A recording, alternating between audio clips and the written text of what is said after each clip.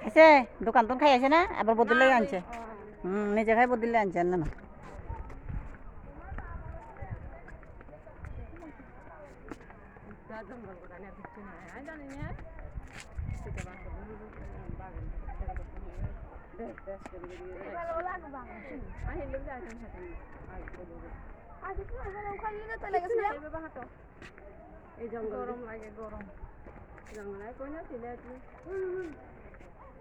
video চলের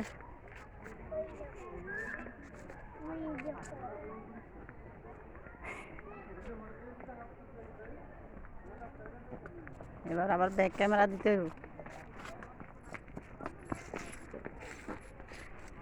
এদিকে no entry দিছে ও না এন্ট্রি প্রোভাইডেড